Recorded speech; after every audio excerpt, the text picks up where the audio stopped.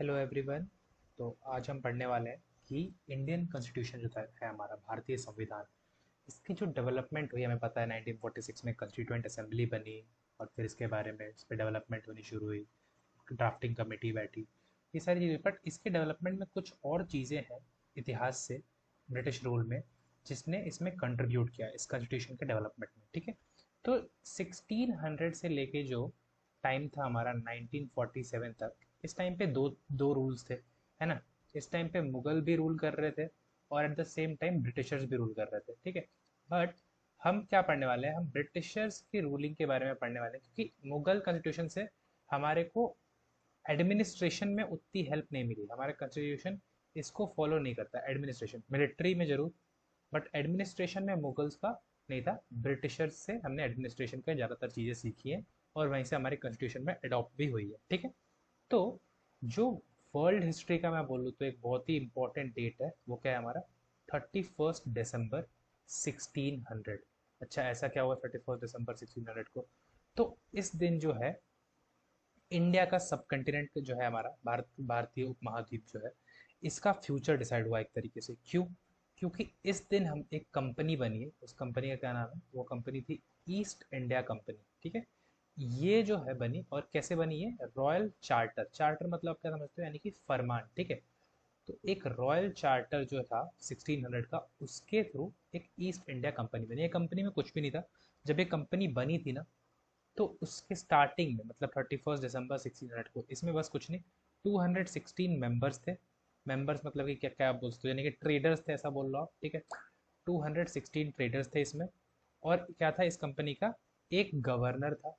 तो गवर्नर यानी क्या, यानी समझ लो कि आज के टाइम का सीईओ। ठीक है, और क्या थे जो डिसीजंस लेते हैं कंपनी के लिए, वो कौन होते हैं, डायरेक्टर्स, है ना। तो 24 डायरेक्टर्स थे। ऐसे ये कंपनी शुरू हुई। ठीक है, और इस चार्टर के अंदर क्या सिर्फ कंपनी का फॉर्मेशन के बारे में था, नहीं, इस चार्टर ने क्या दी, इस चार्टर ने ब्रिटिश ईस्ट इंडिया कंपनी या फिर ईस्ट इंडिया कंपनी को दी मोनोपोली। मोनोपोली मतलब एकाधिकार।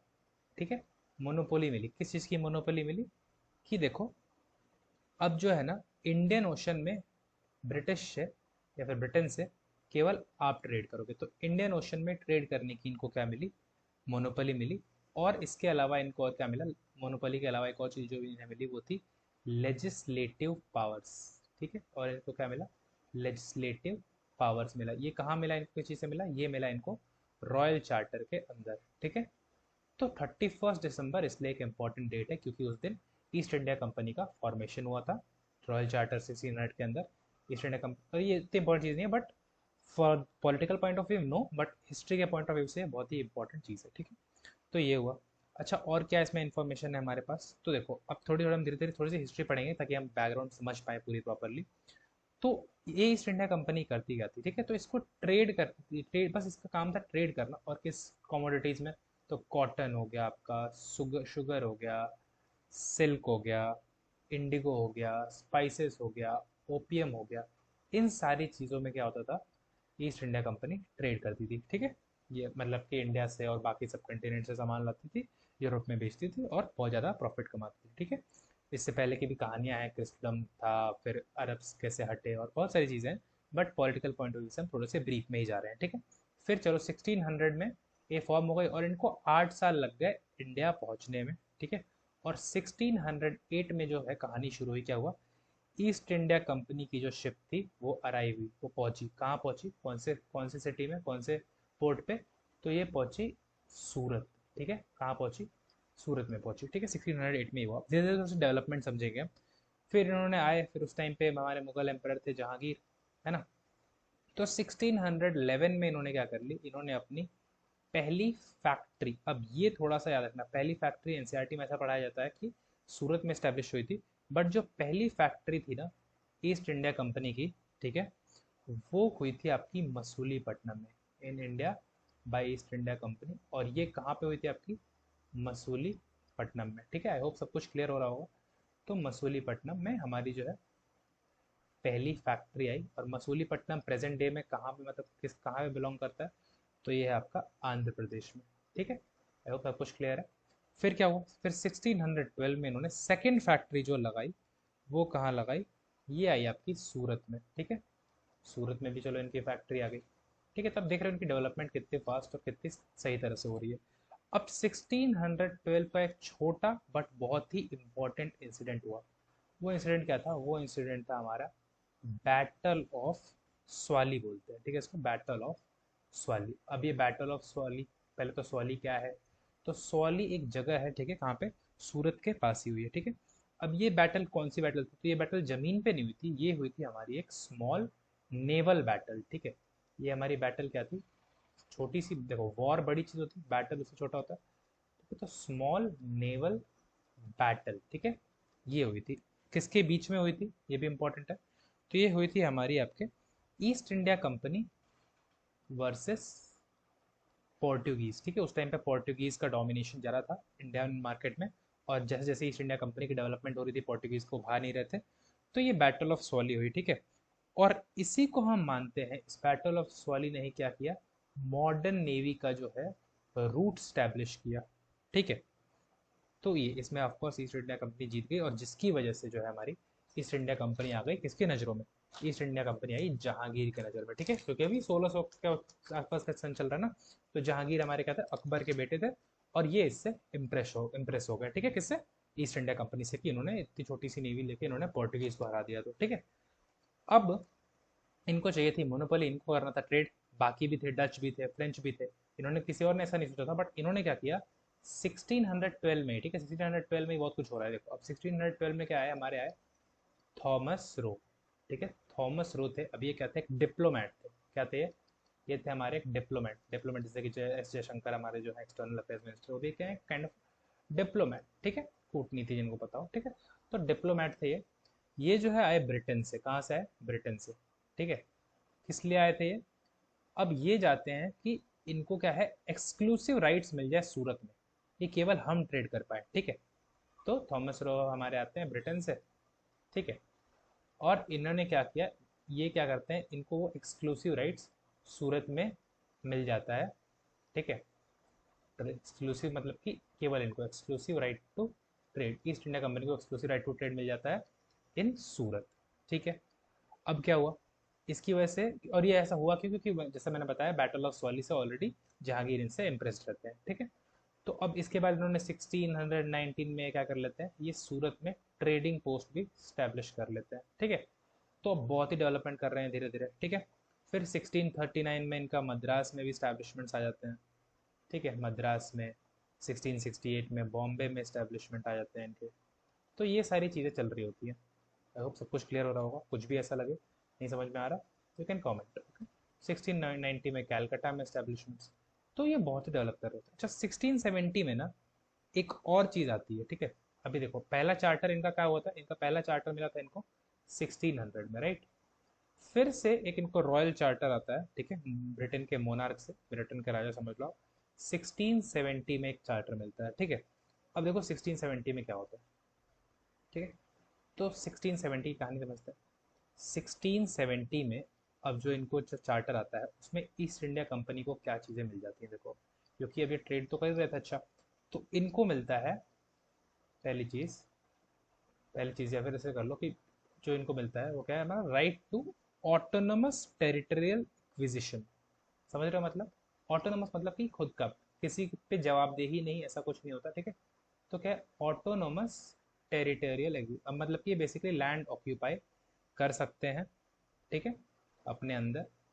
एक्विजिशन ये मिल जाता है, ठीक है, पहली चीज। चलो और क्या कर सकते हैं? ये वॉर एंड पीस खुद से डिसाइड कर सकते हैं कि किससे वॉर करनी है, किससे पीस।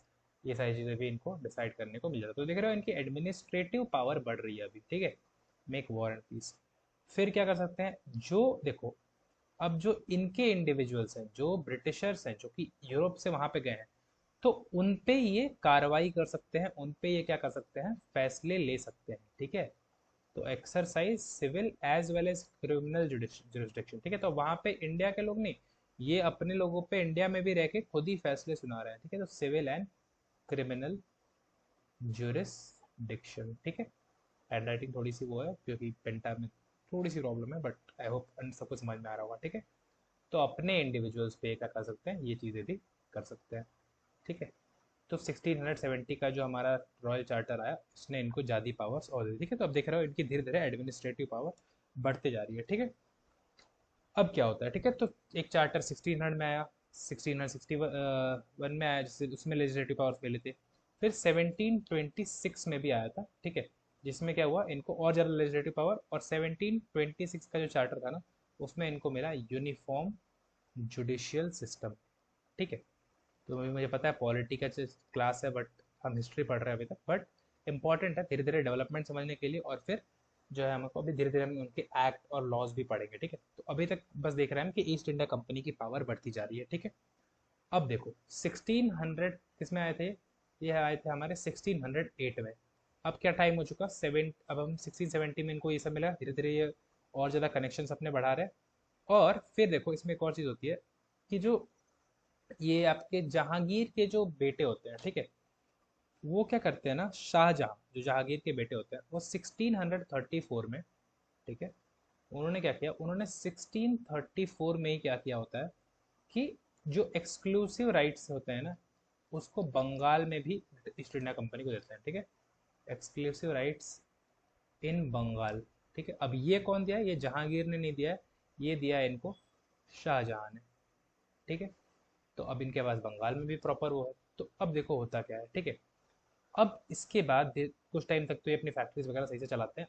अब फिर 1757, ठीक है, 100 साल बाद, तो ऑफकोर्स तब तक इन्होंने कुछ अपनी आर्मी बढ़ाई होगी, कनेक्शंस बढ़ाए होंगे, ठीक है। तो बैटल ऑफ प्लासी 1757, ये है इंडिया के रूलिंग का टर्निंग पॉइंट। 1757 वो भी कब, 23 जून, ठीक है, ये डेट है हमारी बैटल ऑफ प्लासी की। क्यों हुई थी और किसके बीच में हुई थी, सबको समझते हैं। तो ये हुई थी ईस्ट इंडिया कंपनी, ठीक है। ईस्ट इंडिया कंपनी के जो उस टाइम पे वो थे हमारे लीडर थे, वो थे जनरल रॉबर्ट क्लाइव, ठीक है, जनरल रॉबर्ट क्लाइव। और इन्होंने इनसे किसकी लड़ाई हुई थी, बंगाल के नवाब, कौन थे उस टाइम पे बंगाल के नवाब, सिराजुद्दौला, ठीक है। तो ये लड़ाई हुई हमारी नवाब ऑफ बंगाल, ठीक है, सिराजुद्दौला से, ठीक है। तो अब ये लड़ाई का रीजन क्या था, कुछ तो रीजन होगा, क्योंकि ईस्ट इंडिया कंपनी भी इतना तो वो नहीं कोशिश करेगी। तो देखो हुआ ये था कि देखो ये जो ईस्ट इंडिया कंपनी थी, जो इनको एक्सक्लूसिव राइट्स मिले थे, लेकिन अब उसमें इन्होंने जो क्या करना शुरू किया ना, इन्होंने ट्रेड प्रिविलेजेस का मिसयूज करना शुरू किया, ठीक है। जो इनको दस्तक खुद का हो गया था, तो उसका इन्होंने मिसयूज करना शुरू कर दिया, ठीक है, जो भी इनके पास प्रिविलेजेस थे। तो सिराजुद्दौला ऑलरेडी नाराज चल रहे थे। इसके अलावा ये टैक्स भी जो इनको कलेक्ट करने की चीज वो मिल गई थी कि आप टैक्स कलेक्ट करो, ठीक है। तो ये जो मतलब सॉरी, टैक्स कलेक्ट करने का अभी नहीं है, आगे है। तो मतलब ये अपने टैक्सेस नहीं भर रहे थे, इनको बंगाल में टैक्सेस भरने पड़ेंगे ना, बट वो ये नहीं भर रहे थे, ठीक है। तो इन सब चीज़ों की वजह से अब क्या हुआ कि जो हमारे बंगाल के नवाब थे, कौन, सिराजुद्दौला, इन्होंने क्या किया, इन्होंने फोर्ट विलियम्स को सीज कर लिया। फोर्ट विलियम्स हमारा आपको पता है कहाँ पे है, कैलकाटा में है ना। तो फोर्ट विलियम्स को सीज कर लिया, किसने, सिराजुद्दौला ने, ठीक है। अब इन्होंने जब फोर्ट विलियम्स को सीज कर लिया, इसके बाद क्या कहानी हुई, तो इसके बाद जो लोग भाग गए, और इसके बाद इन्होंने एक सबसे बहुत ही मतलब क्रूर इंसिडेंट हुआ, जो कि हम बोलते हैं ब्लैक होल ट्रेजेडी। क्या किया कि 6 लोगों के एक कमरे, मतलब 6 लोगों की जगह थी जिस कमरे में, उसमें इन्होंने क्या कर दिया, 146 लोगों को क्या कर दिया, बंद कर दिया, जिसमें से 123 लोग सफोकेशन वगैरह की वजह से मर गए। अब ये चीज़ ईस्ट इंडिया कंपनी को बर्दाश्त नहीं हुई, और इन्होंने क्या कर ली, आपस में बैटल डिक्लेयर हो गई, ठीक है। अब ये कैसे जीते, ईस्ट इंडिया कंपनी जीती कैसे जीती, उनका जो है ना कमांडर इन चीफ, यानी सेनापति जो था सिराजुद्दौला का, कमांडर इन चीफ वो कौन था, वो था मीर जाफर।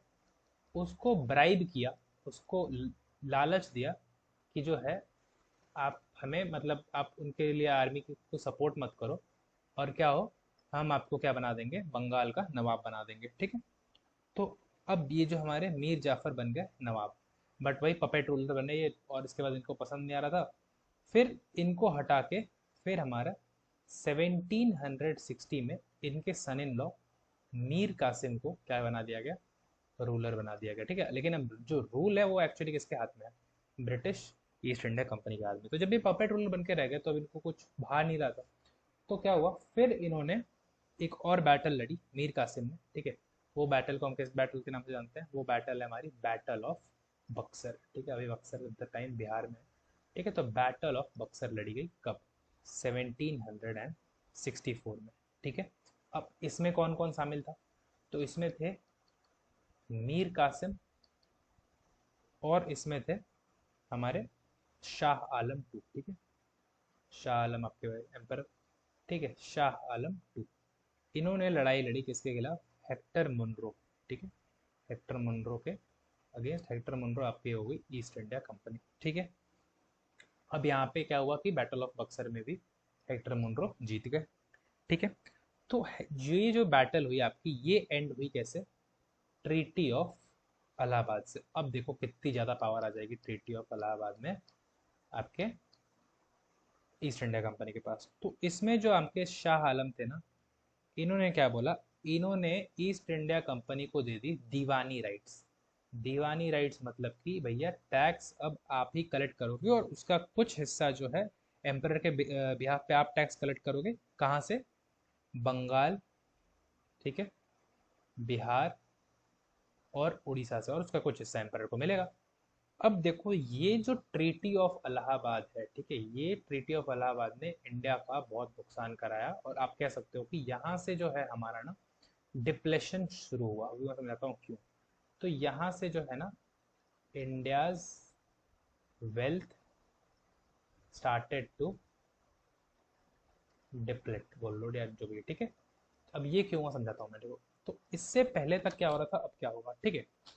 देखो, सबसे पहले क्या हो रहा था, ब्रिटिशर्स थे, वो अपना बाहर से पैसा लेते लाते थे। ठीक है, पैसा इन्होंने इंडिया में दिया, और इंडिया से इनको बदले में क्या मिला? रॉ मटेरियल बोल लो या फिर जो भी बोल लो आप, वो इनको वापस मिला। ठीक है, तो ये चल रहा था। अब क्या हुआ कि देखो, अब ब्रिटिशर्स जो है, देखो ब्रिटिश में, या फिर चलो यहाँ पे मैं ब्रिटेन कर लेता हूँ। ठीक है, ब्रिटेन को अब क्या मिलेगा? रॉ मटेरियल तो मिल ही रहा है। ठीक है, ब्रिटेन को आपके रॉ मटेरियल तो मिल रहा है इंडिया से। ठीक है, बट ब्रिटेन से कोई पैसा इंडिया के पास नहीं आ रहा है। पैसा जो है इंडिया से ही उन्होंने क्या किया, इंडिया से उन्होंने रॉ मटेरियल ले रहे हैं, और इंडिया से ही वो पैसे भी कलेक्ट कर रहे हैं। जो वो दीवानी कलेक्ट कर रहे हैं इंडिया के लोगों से, है ना। तो उस टाइम पे कुछ एम्परर को दे रहे हैं और कुछ उनके पास आ रहा है, उसी पैसे से रॉ मटेरियल खरीद रहे हैं।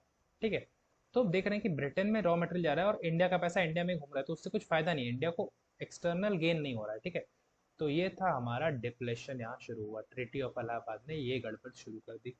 ठीक है, तो अब ईस्ट इंडिया कंपनी, ये बैटल ऑफ बक्सर के बाद, ठीक है, अब यहाँ समझना, अब यहाँ से बहुत ज़्यादा इंपॉर्टेंट कहानी शुरू हुई। अब क्या हुई है, ईस्ट इंडिया कंपनी जो है आपकी एक बहुत ही बड़ी पावर बन चुकी है। ठीक है, पैरेलल टू मुगल बोल लो आप, या फिर मुगलों से भी ज़्यादा पावरफुल हो चुकी, to be honest, but parallel to Mughal. ठीक है, अब पैरेलल रूल चल रहा है। ठीक है, तो क्या हुआ, अब इसके बाद क्या हुआ, ब्रिटिश क्राउन को रियलाइज होता है, ठीक है, ये हुआ, करप्शन बहुत बढ़ गया। वो मोनार्क तो देख भी रहा है ब्रिटेन से कि भैया यहाँ पे जो भी जा रहा है 2 महीने में करोड़ों कमा के आ रहा है, यहाँ पे आके स्टेट्स खरीद ले रहे हैं, ऐसी चीज़ें बहुत सारी है ना। तो करप्शन बहुत बढ़ गया। ठीक है, ये सब कब हो रहा है? बैटल ऑफ बक्सर के बाद दीवानी राइट्स इनको मिल चुके हैं। ठीक है, अब क्या हुआ, 1764 में हुई थी बैटल ऑफ बक्सर, याद रखना। ठीक है, तो करप्शन इंक्रीज हो गया। ठीक है, तो अब यहाँ से जो है ना क्या होगा कि पावर का सेंट्रलाइजेशन शुरू होगा एक तरीके से। ठीक है, तो ब्रिटिश क्राउन ने क्या किया, रियलाइज किया इस बात को कि बहुत ये तो मतलब गड़बड़ हो रही है, कमा जाते रहे, हमारे पास कम ही आ रहा है टैक्स वगैरह जो भी है। तो ब्रिटिश क्राउन ने क्या किया, डिसाइड किया कि इनकी पावर्स को हम रेगुलेट करना शुरू करेंगे, थोड़ा सा हम कंट्रोल करना शुरू करेंगे, धीरे धीरे करेंगे, एक स्टेप में नहीं करेंगे। ठीक है, तो 1773 में, ठीक है, तो 3 रेगुलेटिंग एक्ट्स आए, अगर मैं ऐसा बोलूँ तो 1773 में आया, 84 में आया, 1813 में आया, 1853 में आया, ऐसे करके। ठीक है, चलो एक एक करके हम एक्ट पढ़ते हैं। ठीक है, तो ये कहानी हुई। अभी तक हमने क्या देखा, अभी तक हमने ईस्ट इंडिया कंपनी का राइज देखा है एक तरीके से, है ना। 1608 से लेके आप बोल लो 1773 तक। अब आगे की कहानी क्या होगी देखते हैं। ठीक, अब चलो भाई आगे क्या हुआ। तो अब सबसे पहला जो एक्ट लाया ब्रिटिश पार्लियामेंट ने ईस्ट इंडिया कंपनी के लिए, वो था हमारा रेगुलेटिंग एक्ट ऑफ 1773। ठीक है, एग्जैक्ट डेट अगर बोलूँ जिस दिन आया था, ये था 10 जून 1773। ठीक है। तो चलो, पहला स्टेप जो ये क्या है, सबसे पहली खास बात है क्या, कि ये जो था ब्रिटिश पार्लियामेंट की तरफ से फर्स्ट स्टेप था, ठीक है, to regulate affairs of East India Company. ठीक है, कि जो ईस्ट इंडिया कंपनी इंडिया में जो भी कर रही है उस अफेयर्स को ध्यान देना, सुपरवाइज करना, ये सब चीज़ों के लिए पहला स्टेप था। ठीक है, इससे हमारा क्या हुआ, सेंट्रल एडमिनिस्ट्रेशन, अब वो सेंट्रलाइजेशन होने पावर की शुरू हो गई। ठीक है, तो ये भी फॉर्म हुआ। ठीक है, अभी आगे समझते चलेंगे सब कुछ। ठीक है, अब ये समझ लो कि यहाँ से पावर एक तरफ सेंट्रलाइज होगी, देखो कैसे, फिर डिसेंट्रलाइज भी होगी, सब कुछ बताएंगे। ठीक है, ये हुआ। दूसरी सबसे इंपॉर्टेंट चीज क्या हुई, जो देखो तीन प्रेसिडेंसी थी, बंगाल, मद्रास, बॉम्बे, है ना। तो जो गवर्नर था हमारा बंगाल का, अब उस पोस्ट को बना दिया गया गवर्नर जनरल ऑफ बंगाल। ठीक है, अब इनके पास ज़्यादा पावर आ जाएगी, ये हो गए हमारे गवर्नर जनरल ऑफ बंगाल। और ये कौन बने, पहले गवर्नर जनरल बंगाल के कौन थे, ये थे हमारे वैरन हेस्टिंग्स। ठीक है, क्लियर है, ये हमारे वैरन हेस्टिंग्स थे पहले गवर्नर जनरल ऑफ बंगाल, ये याद रखने वाली चीज़ है थोड़ी सी। ठीक है, इसके अलावा क्या हुआ, इसमें ही प्रोविजन दिया गया सुप्रीम कोर्ट के स्टैब्लिशमेंट का। ठीक है, जो कि 1774 में हो जाएगा। ठीक है, स्टैब्लिशमेंट ऑफ सुप्रीम कोर्ट। ठीक है, कहाँ पे होगा स्टैब्लिशमेंट ऑफ सुप्रीम कोर्ट, कहाँ पे होगा, कैलकाटा में होगा। ठीक है, 1774 में, एक फेवरेट क्वेश्चन भी है इसमें यूपीएससी का। तो इसमें क्या होगा, एक चीफ जस्टिस होगा, ये भी उन्होंने मतलब प्रोविजन दिया कि एक चीफ जस्टिस होगा, और इसके अलावा तीन और जज होंगे। ठीक है, तो ये भी इसमें आया रेगुलेटिंग एक्ट में। ठीक है, अब देखो, अब सेंट्रलाइजेशन का सबसे क्लियर एग्जांपल, चौथा पॉइंट। ठीक है, तो अगर मैं चौथा पॉइंट आपको समझाऊं, एक second, just a second, sorry for that. ठीक है, तो अभी चलते हैं आगे। ठीक है, तो अब इसके बाद जो चौथा पॉइंट है, इसका इंपॉर्टेंट पॉइंट, वो इन्होंने क्या किया, इन्होंने हमारा बॉम्बे और मद्रास को ना बंगाल का सबॉर्डिनेट बना दिया। ठीक है, Bombay and Madras were made subordinate. ठीक है, अब ये क्या होगा, सबॉर्डिनेट समझते हो ना, मतलब कि उनकी हेल्प करने वाले उनसे थोड़े से नीचे हो गया इनका पावर। ठीक है, अब जो वॉर एंड पीस का जो, याद हो आपको कि चार्टर में आया था कि वॉर एंड पीस जो है आपका, आप डिसीजन ले सकते हो, अब वो बंगाल के गवर्नर जनरल ही लेंगे। ठीक है, अब इनके पास से ये पावर चली गई एक तरीके से। ठीक है, तो ये आया पहला एक्ट 1773 में, जिसने क्या किया, जिसने थोड़ा सा सेंट्रलाइज किया, बस गवर्नर जनरल के पास पावर आ गई, बॉम्बे और मद्रास सबॉर्डिनेट हो गए, तो छोटी छोटी पावर्स आई। ठीक है, अभी अगला एक्ट और इंटरेस्टिंग आएगा। ठीक है, अभी भी चीज़ें ज़्यादा रुक नहीं रही थी, कुछ ज़्यादा हो नहीं रहा था। तो इसके बाद आया हमारा दूसरा एक्ट, क्या नाम था उस एक्ट का, बहुत आपको पता भी होगा। ठीक है, ये था हमारा पिट्स इंडिया एक्ट, और ये कब आया आपका, 1784 में। ठीक है, अब पिट्स इंडिया एक्ट कहानी समझते हैं हम थोड़ा सा। ठीक है, क्या एक्ट है, पिट्स इंडिया एक्ट। ठीक है, तो पिट्स इंडिया एक्ट का जो सबसे पहला फीचर था, इन्होंने क्या किया, इन्होंने ना डिफरेंस डाला कि भैया कॉमर्शियल आप ही संभाल रहे हो और पॉलिटिकल भी आप ही संभाल रहे हो, तो इनके फंक्शंस को उन्होंने डिफरेंशिएट किया, डिस्टिंग्विश किया। ठीक है, कि भैया कॉमर्शियल फंक्शंस आपके अलग कमेटी संभालेगी और पॉलिटिकल अलग। ठीक है, तो distinguish between commercial and political functions of East India Company. ठीक है, तो ये देखो, अब पावर धीरे धीरे ईस्ट इंडिया कंपनी के पास जा रही है, कैसे, अब देखो, इसमें होंगे कोर्ट ऑफ डायरेक्टर जो है आपके, जो है ये संभालेंगे आपके कमर्शियल अफेयर। ठीक है, कोर्ट ऑफ डायरेक्टर आप ले लो ईस्ट इंडिया कंपनी से ही। ठीक है, वो अपना देख लेंगे। कोर्ट ऑफ डायरेक्टर हो गया हमारा कमर्शियल अफेयर के लिए। ठीक है, और जो है बोर्ड ऑफ डायरेक्टर जो है आपका, बोर्ड ऑफ डायरेक्टर जो होगा ये संभालेगा आपका पॉलिटिकल अफेयर। ठीक है, तो बोर्ड ऑफ डायरेक्टर हमारे संभालेंगे पॉलिटिकल अफेयर। सब कुछ क्लियर हो रहा है। ठीक है, तो ये हुआ। अब जो है मतलब एक तरीके से क्या हो गई, हमारी ड्यूअल गवर्नमेंट एक तरीके से स्टैब्लिश हो गई। अब बोर्ड ऑफ डायरेक्टर जो है ना, ये पार्लियामेंट चुनेगा। ठीक है, ये हमारा चुनेगा पार्लियामेंट, ड्यूअल गवर्नमेंट। ठीक है, आगे समझते हैं। अब इसके बाद क्या है, for the first time companies territory was called British positions. पहली बार, नहीं तो ईस्ट इंडिया कंपनी के पोजीशन थे वो, अब क्या हुआ, पहली बार यहाँ पे क्या हुआ, उन्होंने मतलब बोला गया, ठीक है, कि भैया ये हमारे क्या है, ब्रिटिश पोजीशन है, ठीक है। टेरिटरी जो है वो क्या है, ब्रिटिश पोजीशन, ओके। समझ में आ रहा है सब कुछ? तो ये हो जाएगा हमारा ब्रिटिश पोजीशन। एक सेकेंड, ये हो गया हमारे ब्रिटिश पोजीशन, ठीक है। तो कुछ क्लियर होगा आया होगा अभी तक? ठीक है, अब चलते हैं इसके आगे। ठीक है, अब कहानी आगे कैसे बढ़ी। तो ये सब हो रहा था पिट्स इंडिया एक्ट में, ठीक है। इसके बाद इनका एक और एक्ट आया, ठीक है। तो अभी बस पावर्स रेगुलेट हो रही है, आप देखते चलो, ठीक है। पावर्स हमारी क्या हो रही है, सेंट्रलाइज हो रही है, ठीक है। अब देखो अगला एक्ट आया हमारा चार्टर एक्ट 1813 में, ठीक है। अब ऐसे 20-20 साल पे आएंगे चार्टर एक्ट, ठीक है। तो देखो अब चार्टर एक्ट में क्या कहानी आगे बढ़ी। जो हमारा चार्टर एक्ट था 1813 का, अब देखो सबसे पहली गलत चीज़ जो हो गई ईस्ट इंडिया कंपनी के साथ, इनकी मोनोपोली जो है खत्म कर दी गई। मतलब कि इनका जो एक मतलब एकाधिकार था वो खत्म हो गया कि केवल आप ही ट्रेड करोगे, ऐसा नहीं है, ठीक है। और जो है बस कहीं कहीं इनकी मोनोपोली रह गई। अब मोनोपोली इनके पास कहाँ कहाँ रह गई, बस दो जगहों पे रह गई, ठीक है। कि आप चाइना से ट्रेड कर लो, कोई दिक्कत नहीं है, चाइना से केवल आप ही ट्रेड करो, ठीक है। और जो है हमारा इंडिया में जो चाय का जो ट्रेड है ना, इंडिया में जो चाय का ट्रेड है वो भी कौन संभालेगा, आप ही संभालोगे, ठीक है। तो trade in T with India, ठीक है। तो सबको समझ, अब ये भी आगे जाके गायब हो जाएगा 1833 में, 20 साल बाद फिर से चार्टर आएगा। तो ये समझ लो कि आप, मैं यहाँ पे हिंट में दे रहा हूँ, अप टू 1833 रहा ये भी, ठीक है। तो देखो और पावर कम की गई, इनकी पावर कम की जा रही है और पावर को एक जगह पे इकट्ठा किया जा रहा है, देखो कैसे समझ में आएगा अभी, ठीक है। अब क्या हुआ कि जो है ना, अब पहली बार में सब बोला गया था, अब यहाँ पे जो है ना संविधान में या फिर ऐसा कॉन्स्टिट्यूशनल प्रोविजन हो गया कि हाँ भाई हमारी ही टेरिटरी है, ठीक है। कॉन्स्टिट्यूशनल पोजीशन क्लियर की गई कि टेरिटरी हमारी है, ये मतलब ब्रिटिश टेरिटरी है, ठीक है। तो constitutional position of British territory was defined, ऐसा बोल लो आप, ठीक है। तो ये सारी चीज़ें हो रही है, ये सारी डेवलपमेंट्स हो रही है। अच्छा इसके अलावा और क्या हुआ, इसके अलावा जो है क्रिश्चियन मिशनरीज आने लगे यूरोप से, ठीक है।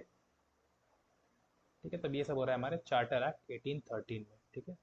अलाउड क्रिश्चियन मिशनरीज, ठीक है। इसके अलावा क्या हुआ, वेस्टर्न एजुकेशन का स्प्रेड किया गया। अब ये कैसे किया गया ये मैं समझाता हूँ, ठीक है।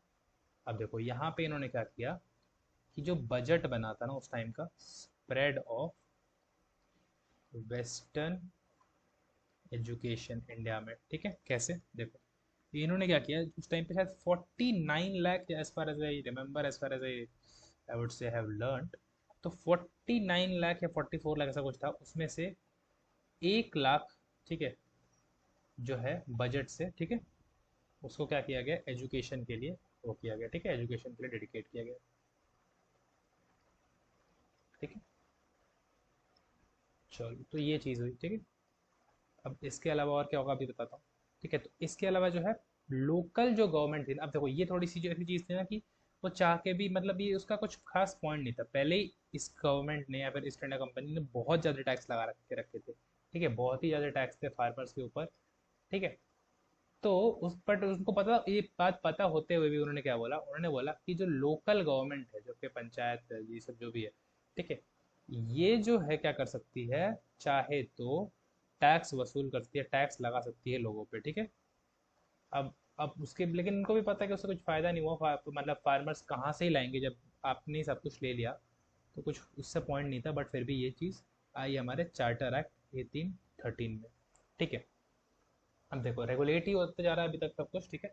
इनकी पावर कम पे कम हो जा रही है। अब चलते हैं हम चार्टर एक्ट 1833, जैसे मैंने बोला 20 साल बाद आएगा ना, तो हमारा जो अगला चार्टर एक्ट आया, ये आया कब, 1833। आपको याद रखना पड़ेगा कि कब क्या चीज़ें हुई, ठीक है। अब ये आप एक तरह से बोल लो कि फाइनल स्टेप है सेंट्रलाइजेशन का। कैसे, मैं समझाता हूँ, ठीक है। तो याद है कि governor of Bengal, governor general of Bengal हो गए थे, है ना। तो अब इसके बाद क्या हुआ कि जो गवर्नर जनरल ऑफ बंगाल हैं, वो गवर्नर जनरल ऑफ उनको इंडिया डिक्लेयर कर दिया गया, ठीक है, गवर्नर जनरल ऑफ, ठीक है। अभी हम कहाँ पहुँच गए 1833 में, ठीक है। गवर्नर जनरल ऑफ बंगाल हमारे क्या हो गए, गवर्नर जनरल ऑफ इंडिया। और ये हमारे पहले कौन थे, सर विलियम बेंटिक, ठीक है, विलियम बेंटिक, ये थे हमारे गवर्नर जनरल ऑफ इंडिया, ठीक है। अब देखो, अब इनके पास इतनी कितनी पावर, देखो सारी की सारी जो सिविल और मिलिट्री पावर्स है इनको दे दी गई, ठीक है। तो अब देख रहे हो कितना ज़्यादा पावर सेंट्रलाइज हो चुका है, ठीक है। ये सारी की सारी चीज़ किसके पास है अभी, सर विलियम बेंटिक के पास, ठीक है। और क्या हुआ चार्टर एक्ट हमारा, अब देखो जैसा कि मैंने बताया था 1833 तक ही था, ठीक है। अब देखो जो गवर्नर ऑफ बॉम्बे और मद्रास थे, इनकी जो लेजिस्लेटिव पावर थी उससे इनको हटा दिया गया कि आपके पास अब कोई लेजिस्लेटिव पावर नहीं है, ठीक है। तो हमारे बॉम्बे और मद्रास के गवर्नर के पास नाम भर की पावर रहेगी, ठीक है। तो were deprived of their legislative power, ठीक है। कहानी आई होप सब कुछ समझ में आ रहा हो, हैंड राइटिंग थोड़ी सी बुरी हो तो उसके लिए सॉरी, ठीक है। मैं थोड़ा सा फास्ट लिखने के लिए थोड़ा सा वो और ज़्यादा हो जा रहा है, ठीक है। तो क्या है, लेजिस्लेटिव पावर से इनको भी क्या कर दिया गया, डिप्राइव कर दिया गया, ठीक है। अब आगे की कहानी क्या है, ईस्ट इंडिया कंपनी जो है आपकी ना पूरी तरह से एडमिनिस्ट्रेटिव ही बन गई, नो पॉलिटिकल पावर्स, ठीक है, no commercial no political powers, ठीक है। चलो अब बोलते कि अब बस आप यही संभालो, कॉमर्स वगैरह तो आपका खत्म ही हो गया, ठीक है, जैसा मैंने बोला था टी वगैरह सब कुछ खत्म हो गया। अब देखो एक ना ये चल रहा था कि ओपन कंपटीशन रखा जाए, ठीक है। अब देखो ये जो इसमें थे हमारे कोर्ट ऑफ डायरेक्टर्स यानी कि ईस्ट इंडिया कंपनी के, वो तो ये लोग अपने जान पहचान के लोगों को डालते थे, ठीक है। तो वो इधर से डिमांड ये थी कि ओपन कंपटीशन रखा जाए कि इंडिया के लोग भी और सब लोग से मतलब, और वहाँ के भी बाकी लोग पार्ट ले सकें, ठीक है, और इंडिया आ सकें ऐसा। तो प्रोविजन ऑफ ओपन कंपटीशन को जो है रेफ्यूज कर दिया गया, किसने रेफ्यूज किया, कोर्ट ऑफ डायरेक्टर्स ने। कोर्ट ऑफ डायरेक्टर्स हमारे क्या संभाल रहे थे, कमर्शियल अफेयर संभाल रहे थे, है ना। तो कोर्ट ऑफ डायरेक्टर्स ने हमारा इसको रिफ्यूज कर दिया, ठीक है। फिर इसके आगे की कहानी क्या हुई, इसके बाद जो है इंडियन लॉज जो थे कोडिफाई और कंसोलिडेट हुए, ठीक है, ठीक है। तो ये सारी चीज़ें हो रही थी, फिर इंडियन लॉज जो है कोडिफाई किए गए, ठीक है।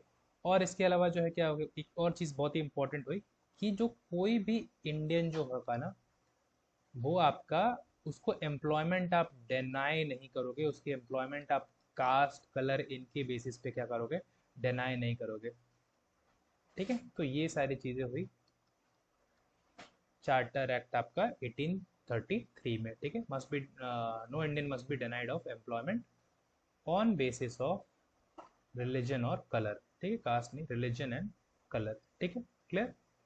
तो ये हुआ। और यहाँ पे एक और इम्पोर्टेंट, बहुत ही इंपॉर्टेंट चीज़ है, ठीक है, इसको याद रखना, मैं कैपिटल्स में लिखता हूँ। इसमें आपकी जो है स्लेवरी जो चल रही थी ना वो अबॉलिश हुई, ठीक है, अबॉलिश्ड स्लेवरी, ठीक है। ये सारी कहानियाँ हो रही हैं अभी, ठीक है। तो चार्टर एक्ट 1833 में अगर समराइज करें तो क्या हुआ, प्रॉपर सेंट्रलाइजेशन हो गया, गवर्नर जनरल ऑफ बंगाल जो थे वो क्या बन गए, governor general of India sir William Bentinck, और उनके पास सारी सिविल और मिलिट्री पावर थी, ठीक। तो ये चल रहा है अभी तक, आगे देखते हैं। इसके बाद आया हमारा चार्टर एक्ट 1853, ठीक है। अभी रिवॉल्ट से जस्ट पहले की कहानी, चार्टर एक्ट 1853, 4 साल पहले की कहानी, ठीक है।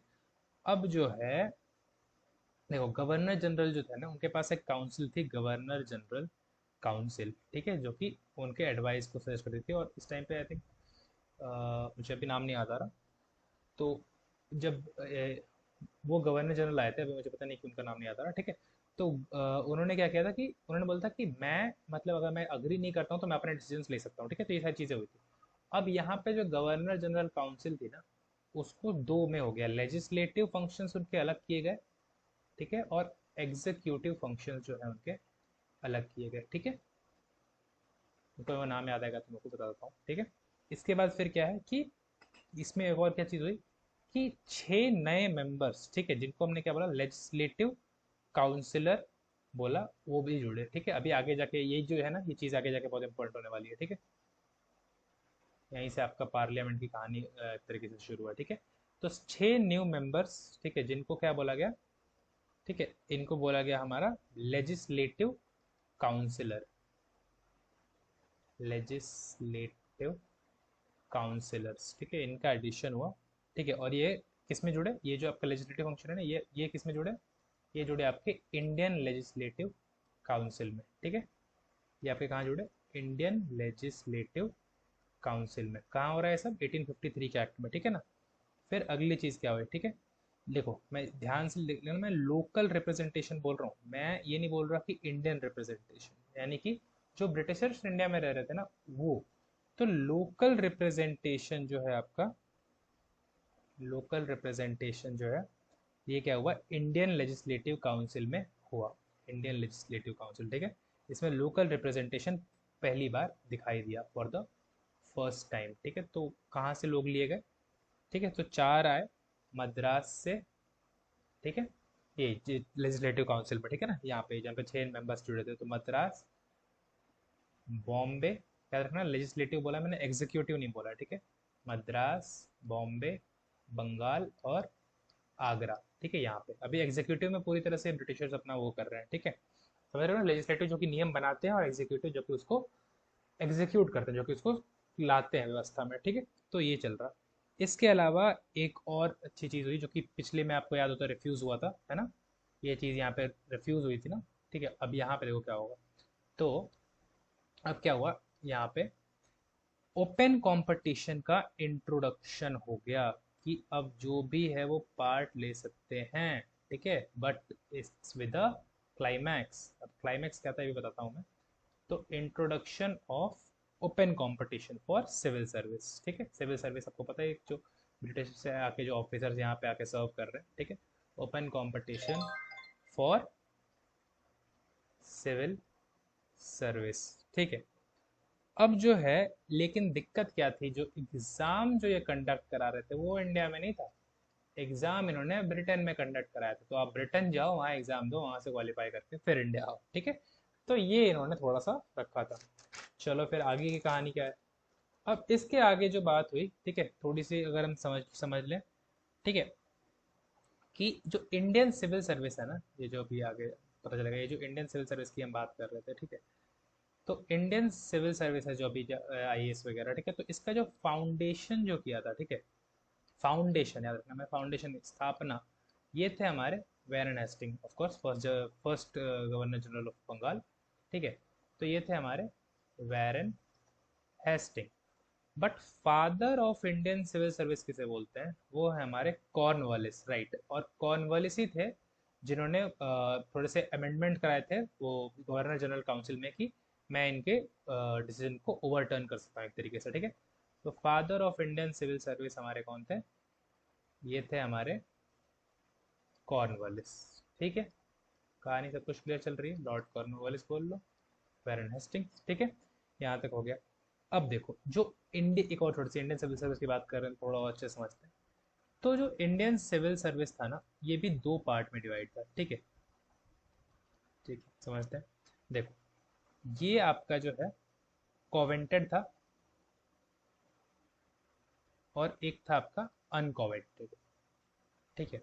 ये क्या होता है अनकॉवेंटेड कॉवेंटेड, देखो इसमें हाई पोस्ट थे केवल, और इसके लिए केवल ब्रिटिशर्स ही जो थे आपके अप्लाई कर सकते थे, या मतलब जो कि पार्ट ले सकते थे। और ये जो था इसमें इंडियंस भी थे, क्योंकि इसमें मिक्स्ड पोस्ट थी, ठीक है। इसमें छोटी पोस्ट थी, ठीक है।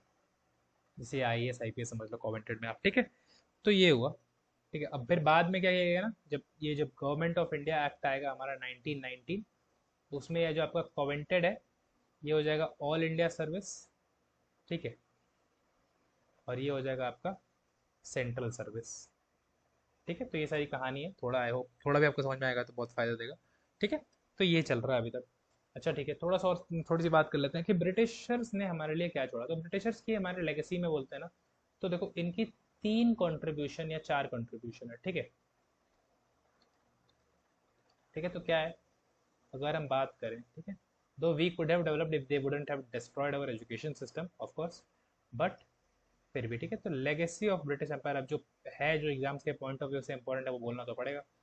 तो पहला हमारा है सिविल, ठीक है, सिविल सर्विसेज, ठीक है। ये जो है ब्रिटिशर्स की देन है।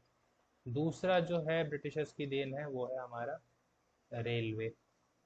तीसरा जो है हमारे लीगल अफेयर्स बोल लो आप, जो उन्होंने कानून बनाए, ठीक है, ये ब्रिटिशर्स की देन है। और चौथा जो है हमारा आर्मी, ये ब्रिटिशर्स की देन है, ठीक है। तो ये चीज़ें हुई आगे। अब आगे चलते हैं। तो अभी तक हमारे कितने एक्ट पढ़ लिया हमने, रेगुलेटिंग एक्ट 1773 पढ़ लिया, पिट्स इंडिया एक्ट 1784 पढ़ लिया, चार्टर एक्ट 1833 और चार्टर एक्ट 1853, यहाँ तक की कहानी क्लियर हो गई है। ठीक है, अब चलते हैं आगे। अब हुआ इसके बाद आपका सिपोय म्यूटनी, मंगल पांडे। ठीक है, ठीक है।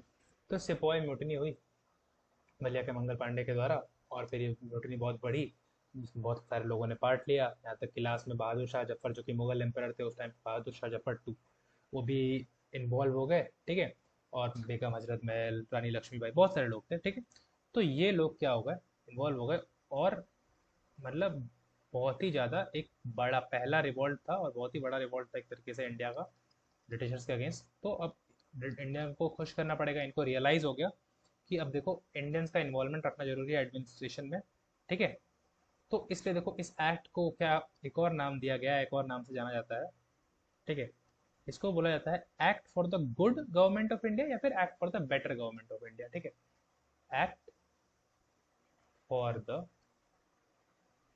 गुड गवर्नमेंट ऑफ इंडिया बोल लो, या फिर गुड की जगह पे यहाँ पे बेटर गवर्नमेंट, दोनों नामों से जाना जाता है। ठीक है, तो ये अब देखो, अब यहाँ पे हो जाएगा आपका पूरा कंप्लीट। यहाँ पे आपकी ब्रिटिश वहीं पे खत्म हो गई थी, हालांकि वो 1833 में ही बोल सकते हैं खत्म हो गई थी, है ना। देखो 18 यहाँ पे हो गया ना, east India company purely administrative, तो यहाँ पे खत्म तो हो ही चुकी है। ठीक है, कंप्लीटली एकदम डिस्ट्रॉय हो गई 1874 में, बट इंडिया से तो 1858 तक पूरी खत्म। ठीक है, अब जो रूल ऑफ कंपनी था ये हट गया, और इंडिया आ गया सीधे ब्रिटिश क्राउन के अंदर।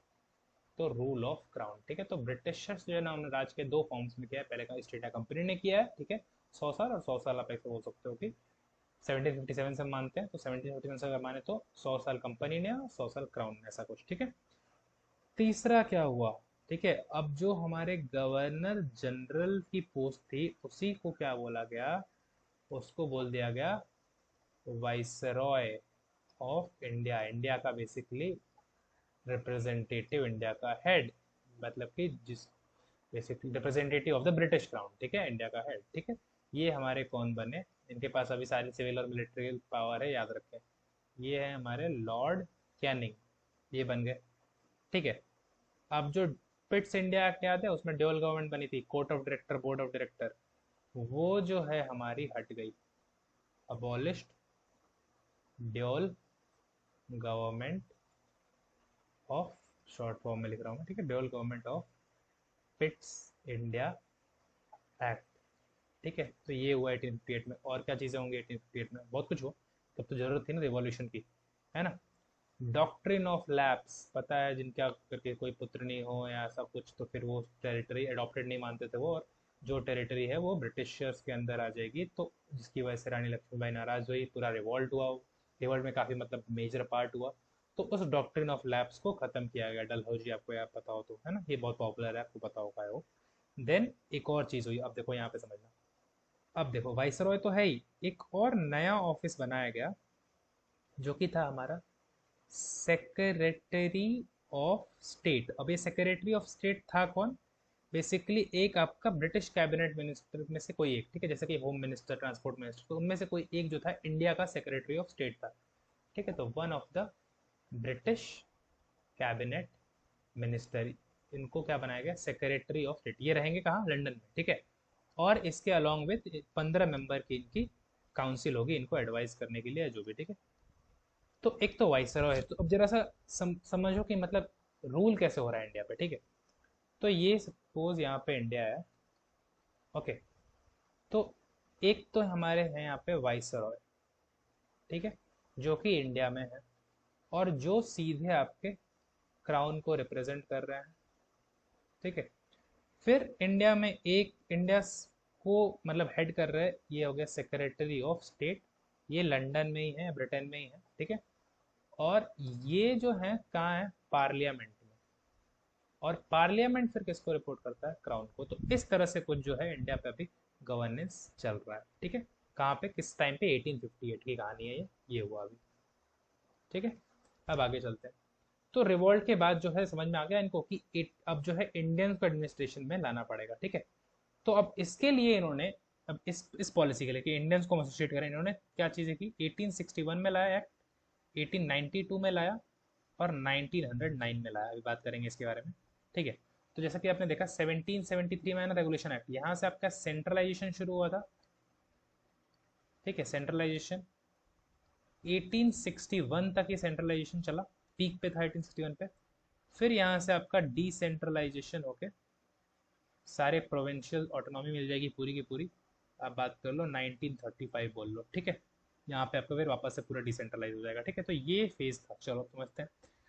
तो क्या है, अब इंडियंस को एसोसिएट करना है। रिवोल्ट के बाद इनको ये बात समझ में आ गई कि इंडिया को अगर रूल करना है, इंडिया पे अगर शासन करना है, तो इंडिया के लोगों की बात समझनी पड़ेगी, उनका भी कोई प्रतिनिधि ऐसा कुछ होना चाहिए। ठीक है, तो अब इसके लिए हमारा आया, अब याद होगा आपको, जो आपके वाइसरॉय बन चुके हैं अब, जिनके पास एक काउंसिल है, उसमें क्या थे हमारे इंडियन लेजिस्लेटिव काउंसिल आ गई थी ना, एग्जीक्यूटिव और लेजिस्लेटिव अलग अलग। ठीक है, तो अब हम चलते हैं उसी काउंसिल के एक्ट्स पे। इंडियन काउंसिल एक्ट कौन सा, 19 नहीं, 19 अभी नहीं, 1861, राइट। अभी हमने रिवोल्ट हुआ, 1858 में एक एक्ट आया, जिस एक्ट को हमने क्या बोला, जो एक्ट था हमारा गवर्नमेंट ऑफ इंडिया एक्ट। ठीक है, अब उसके बाद हम चल रहे हैं इंडियन काउंसिल एक्ट 1861।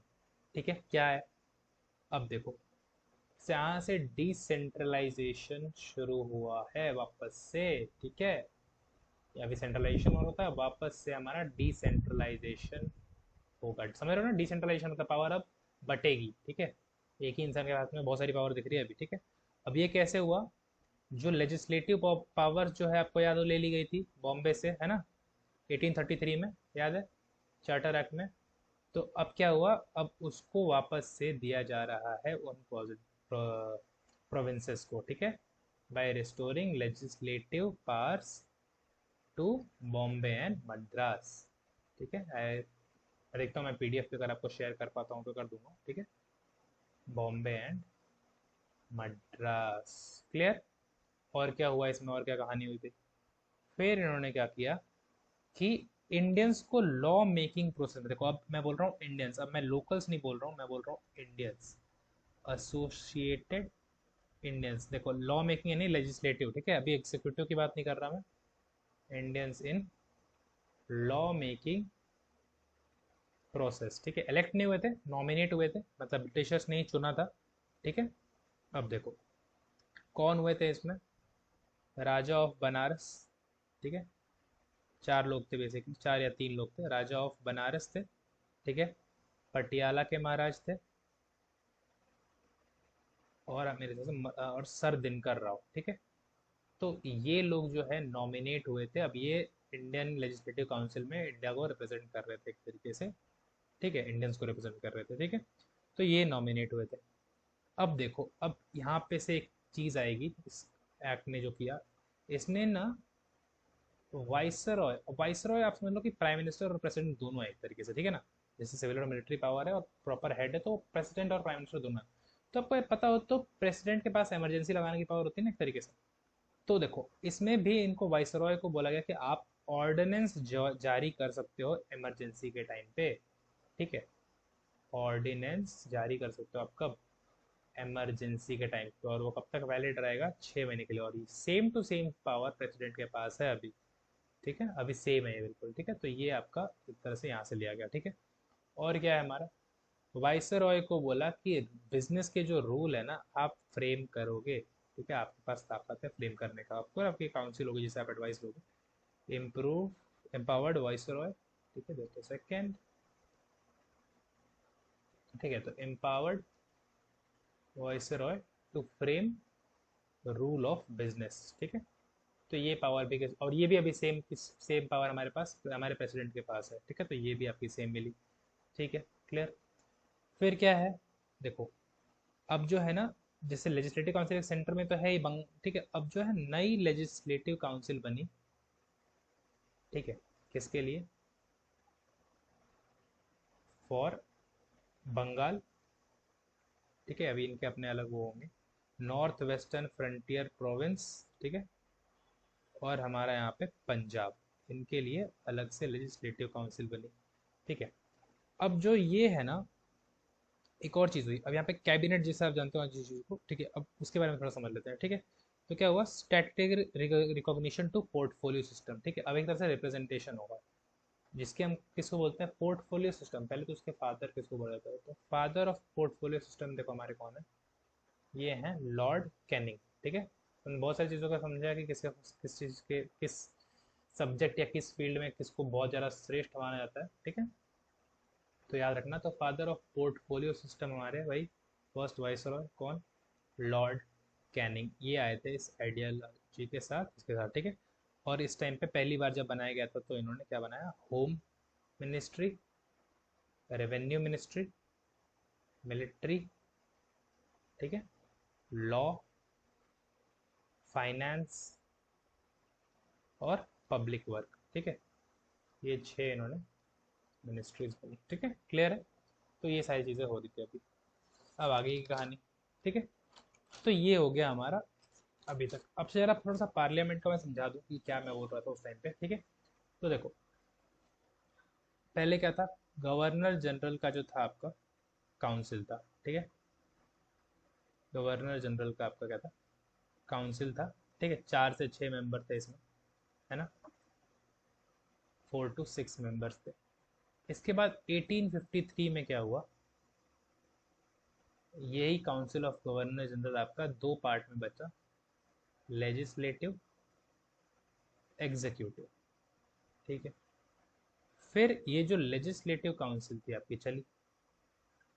ठीक है, अब ये लेजिस्लेटिव काउंसिल जो है आपकी कंस्टिट्यूएंट असेंबली, जिसके पास अभी लेजिस्लेटिव और एग्जीक्यूटिव दोनों पावर थी, जब तक आपका पार्लियामेंट नहीं बना था, जब तक आपका सब कुछ हुआ नहीं था, इलेक्शंस नहीं हुए थे, और फिर ये चेंज हुई आपकी पार्लियामेंट में। तो ये एक काइंड ऑफ फ्लो है। ठीक है, ये समझा रहा था मैं।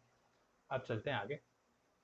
ठीक है, तो अब हम पढ़ने वाले हैं अगला एक्ट, तो जिसके मैंने बताया कि अभी इंडियंस को एसोसिएट कर रहे हैं। ठीक है, इंडियन का रिप्रेजेंटेशन बढ़ा रहे हैं ब्रिटिश पार्लियामेंट में, मतलब कि ब्रिटिश इंडिया में। ठीक है, तो इंडियन काउंसिल एक्ट अगला 1861 के बाद आया, बहुत बहुत ही टाइम ले रहे थे। 1892 तो पिछला हमने कब किया था, ठीक, ये था 1861 में। अगला इंडियन काउंसिल एक्ट आया 1892 में।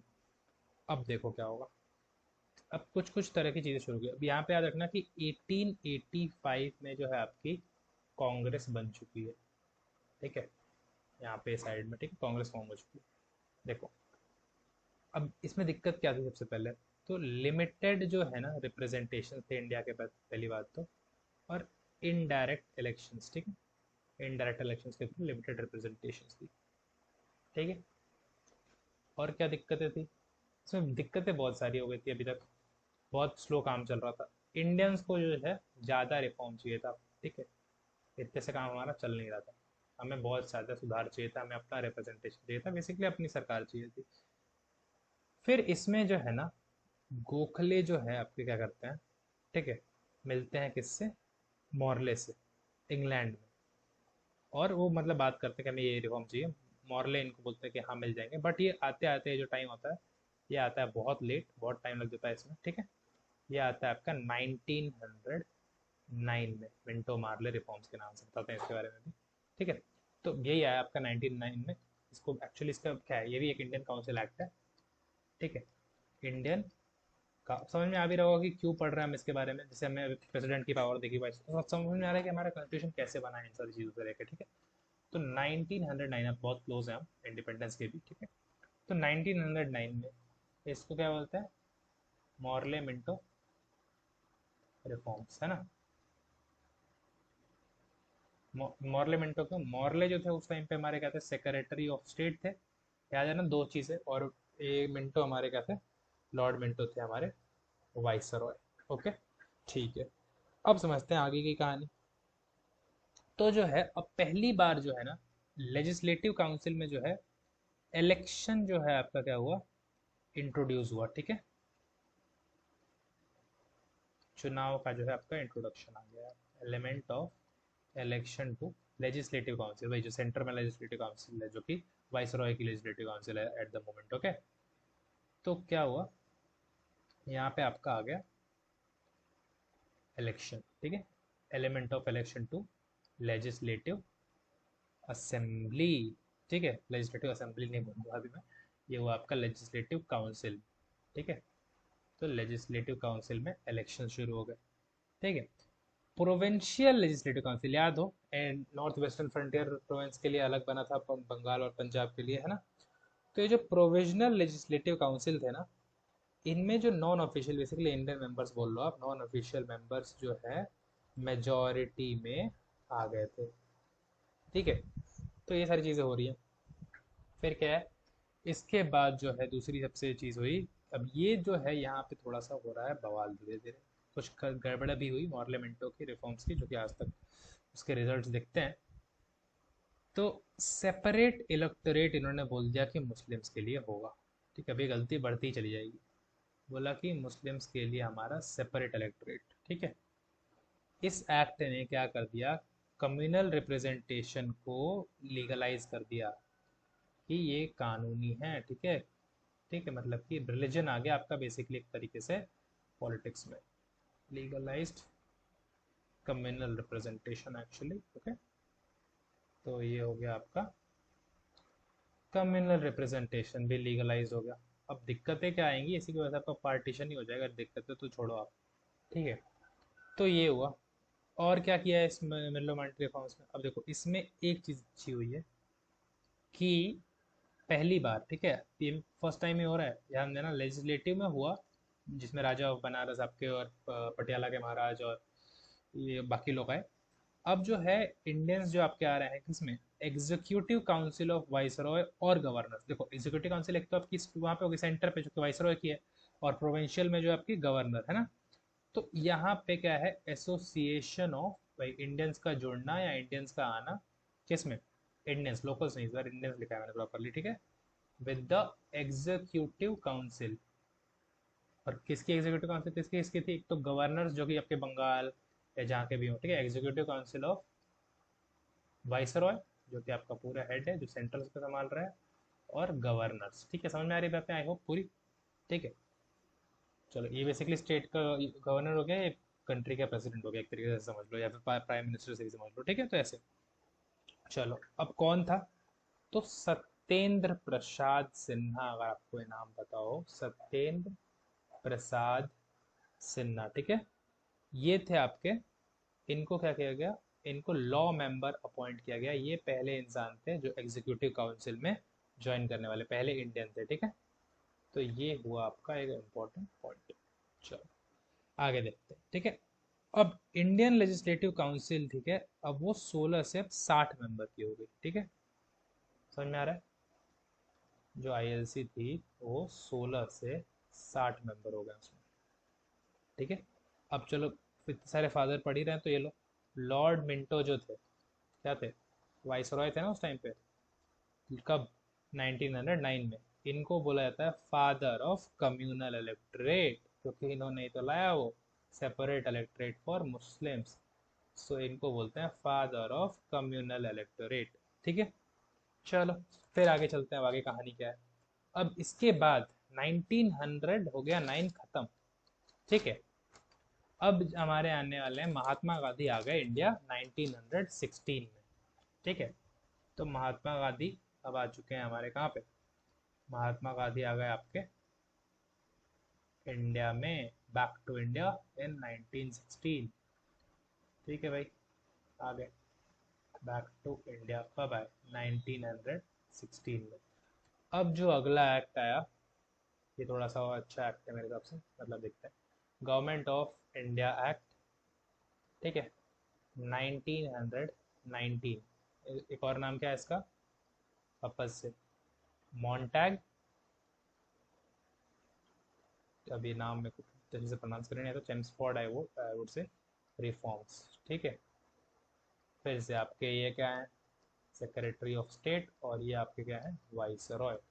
ठीक है, अब इस एक्ट के अंदर क्या हो, इसके अंदर रिस्पॉन्सिबल गवर्नमेंट की स्टैब्लिशमेंट हुई एक तरीके से। ठीक है, आपकी क्या है, रिस्पॉन्सिबल गवर्नमेंट आई। ठीक है, और क्या हुआ आपका इसमें, जी देखो, अभी तक दो चीज़ें चल रही थी, अब एक और तीसरी चीज़ आ गई।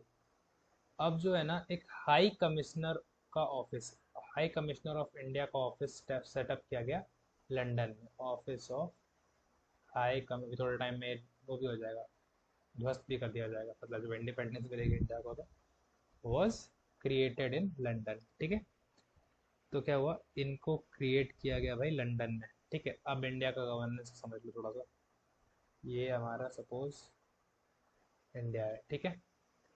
यहाँ से हमारा वाइसरॉय, सेक्रेटरी ऑफ स्टेट और हाई कमिश्नर ऑफ इंडिया, ये आपका क्राउन, ये आपका पार्लियामेंट और फिर क्राउन, और यहाँ से भी क्राउन, ठीक है। तो इस तरह से अभी गवर्नेंस हो रही है कुछ। चलो अब आगे चलते हैं, और क्या हुआ इसमें। तो अभी तक क्या चीज़ हमने पढ़ी थी, इन्होंने क्या कर लिया, इन्होंने रिस्पॉन्सिबल गवर्नमेंट स्टैब्लिशमेंट हुई, office of high commissioner of India, ठीक है। अब क्या हुआ देखो, अब जो इंडियन लेजिस्लेटिव काउंसिल है, ठीक है, इंडियन लेजिस्लेटिव काउंसिल, मैं प्रोविंशियल नहीं बात कर रहा, जो मेन आपकी जो सेंट्रल पे लेजिस्लेटिव काउंसिल में हमारा क्या हुआ, ये बाई कैमरल बन गई। बाई कैमरल बेसिकली मतलब अपर हाउस और लोअर हाउस का होना, ठीक है, बाई कैमरल हो गई, ठीक है। और दूसरा क्या हुआ, डायरेक्ट इलेक्शन होने लगे इंडियन लेजिस्लेटिव काउंसिल में। अब आपको रिफॉर्म्स दिख रहे हैं प्रॉपर वाले, धीरे धीरे डेवलपमेंट दिख रहा है, पार्लियामेंट की तरफ ये जा रही है हमारी इंडियन लेजिस्लेटिव काउंसिल। ये हो गया आपके डायरेक्ट इलेक्शंस, ठीक है। अब बेसिकली इंडियन लेजिस्लेटिव काउंसिल को रिप्लेस कर दिया गया किससे, अपर हाउस और लोअर हाउस, बाई कैमरल का ये मतलब होता है, ठीक है। क्लियर हो रहा है। अब आगे चलते हैं, ये हो गया, ठीक है। अब एक और चीज़ यहाँ पे हुई, जो कि यहाँ पे कम सेपरेट कम्युनल रिप्रेजेंटेशन मिली थी मुस्लिम्स को, अब वो एक्सटेंड करके सिख, क्रिश्चियन, एंग्लो इंडियन और मुस्लिम्स को दी गई, ठीक है। कम्युनल रिप्रेजेंटेशन जो है आपकी कि सेपरेट इलेक्ट्रेट होगा, ये एक्सटेंड हो गया, ये खींच दिया गया कहाँ तक, ये मिला आपके सिख्स को, क्रिश्चियंस को, एंग्लो इंडियंस को और मुस्लिम्स को, ठीक है। तो उसी का एक्सटेंशन होगा अभी, और एक बार और एक्सटेंड होगा ये, ठीक है। तो ये हुआ। अब क्या हुआ, एक और चीज़, अच्छी चीज़ ही बोल सकते हो, ठीक है, डायरची स्टैब्लिश हुई, ठीक है। डायरची, अब डायरची क्या होता है जरा से समझाता हूँ मैं, ठीक है। देखो, डायरची में क्या है कि कुछ सब्जेक्ट्स हैं स्टेट के अंदर, ठीक है, कुछ आपके डिसीजंस लेने हैं आपको अपने प्रोविंस से रिलेटेड। तो इसमें इसको दो पार्ट में बांटा गया, ठीक है। तो एक हो गए हमारे ट्रांसफर्ड सब्जेक्ट्स, और एक हो गया हमारा रिजर्व्ड सब्जेक्ट्स, ठीक है। तो ट्रांसफर सब्जेक्ट्स में जो डिसीजन होगा वो कौन लेगा, गवर्नर लेगा, किसकी हेल्प लेके, गवर्नर लेगा अपने वही प्रोविंशियल लेजिस्लेटिव काउंसिल की हेल्प लेके उस पर डिसीजन लेगा। और रिजर्व सब्जेक्ट पे गवर्नर एग्जीक्यूटिव काउंसिल की हेल्प लेके अपना क्या करेगा, डिसीजन लेगा, ठीक है। तो ये चेंज है, ये डाया अच्छी हुई, ठीक है। अब देखो, एक सबसे इम्पोर्टेंट कहानी, ठीक है, दो चीज़ें हैं इसमें एक्चुअली। तो ये जो हमारा मॉन्स्टेक चेम्सफोर्ड रिफॉर्म है, इसी ने क्या की, इसकी वजह से ही लोग यूपीएससी दे रहे हैं अभी, क्योंकि क्या हुआ यहाँ पे आपका सेंट्रल पब्लिक सर्विस कमीशन, जिसको आज हम यूनियन पब्लिक सर्विस कमीशन के नाम से जानते हैं, ठीक है, उसकी प्रोविजन गिर दिया गया उसे क्रिएशन का। और कब जाके बन गया ये बताता हूँ। तो ये जाके आपका बना कब, ये बना आपका 1926 में, एक्ट आया 1919 में, और 1926 में आपका सेंट्रल पब्लिक सर्विस कमीशन बन चुका है। और last but not the least, I would से actually more important in the rest of them, इन्होंने बोला, ये जो आपके मॉन्टेक चेम्सफोर्ड रिफॉर्म्स है, इन्होंने एक बोला कि स्टैट्यूटरी कमीशन हम बनाएंगे, ठीक है, ठीक है। और क्या है, ये जो है 10 साल के बाद ओवरलुक करेगा कि ये जो रिफॉर्म्स, ये जो एक्ट है, ठीक है, इसने क्या अचीव किया क्या नहीं किया, ठीक है। और यही जो है आपका स्टैट्यूटरी कमीशन 10 साल से थोड़ा पहले ही किस फॉर्म में आता है, साइमन कमीशन के फॉर्म में आता है। और इसमें क्या होते हैं, इसमें आपके होते हैं 7 मेंबर्स, ठीक है, 7 मेंबर्स, और सातों वाइट यानी सातों अंग्रेज। और ये इंडिया को पसंद बिल्कुल नहीं आता, क्योंकि आप इंडियन रिप्रेजेंटेशन की बात कर रहे हो और आप यहीं पे पूरे पूरे गोरों को रख रहे हो, है ना। तो ये चीज़ होती है, इसी में आप किसी के खिलाफ प्रोटेस्ट होते हैं, लाला लाजपत राय जो है आपके लाठीचार्ज में उनका देहांत हो जाता है, ठीक है, ठीक है। तो ये सब चीज़ें हुई। अब इस साइमन कमीशन की जो रिपोर्ट आती है, इसके बेसिस पे होते हैं राउंड टेबल कॉन्फ्रेंस, ठीक है। अब ये साइमन कमीशन हुआ आपका, ठीक है, साइमन कमीशन कहाँ से समझ में आ गया, ठीक है, मॉन्टेक चेम्सफोर्ड रिफॉर्म्स।